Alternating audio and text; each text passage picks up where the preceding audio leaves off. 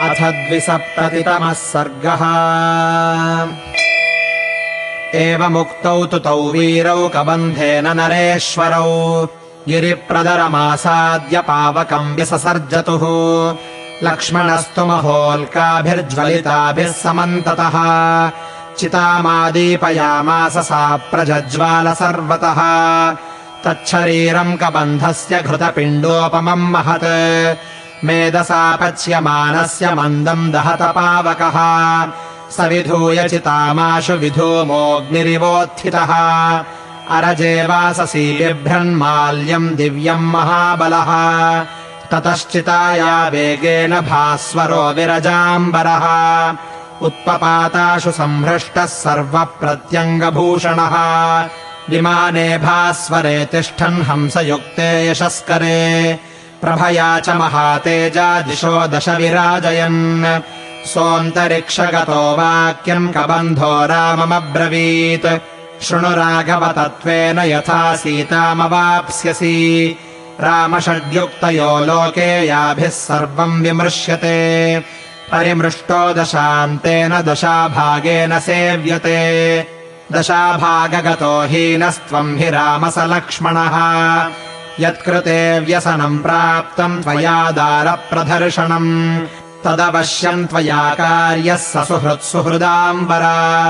अकृत्वा न हि ते सिद्धिमहम् पश्यामि चिन्तयन्। श्रूयताम् राम वक्ष्यामि सुग्रीवो नाम वानरः। भ्रात्रा निरस्तः क्रुद्धेन वालिना शक्रसूनुना। ऋष्यमूके गिरिवरे पम्पापर्यन्तशोभिते। निवसत्यात्मवान् वीरश्चतुर्भिः सह वानरैः। वानरेन्द्रो महावीर्यस्तेजो वानमितप्रभः। सत्यसन्धो विनीतश्च धृतिमान् मतिमान् महान्। दक्षः प्रगल्भोद्युतिमान् महाबलपराक्रमः। भ्रात्रा विवासितो वीरराज्यहेतोर्महात्मना। स ते सहायो मित्रम् च सीतायाः परिमार्गणे। भविष्यति हि ते राममा च शोके मनः कृताः। भवितव्यम् हि तच्चापि न तच्छक्यमिहान्यथा। कर्तुमिक्ष्वाकुशार्दूलकालो हि दुरतिक्रमः। गच्छ शीघ्रमितो वीरसुग्रीवन्तम् महाबलम्। वयस्यन्तम् कुरु क्षिप्रमितो गत्वाद्य राघव। अद्रोहाय समागम्य दीप्यमाने विभावसौ।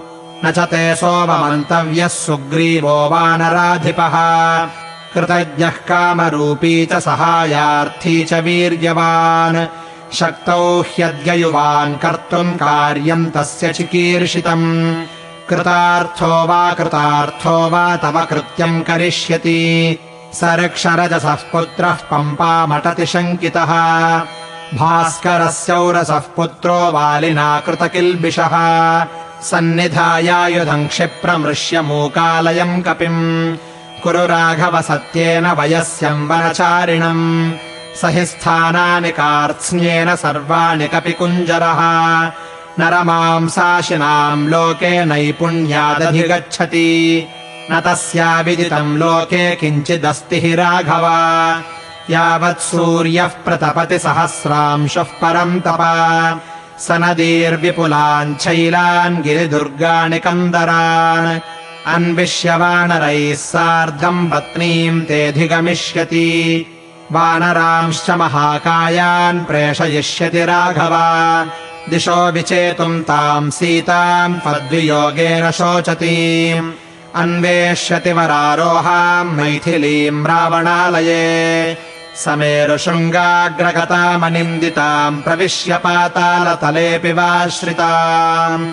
प्लवङ्गमानाम् वृषभस्तव प्रियाम् निहत्य रक्षांसि पुनः प्रदास्यति।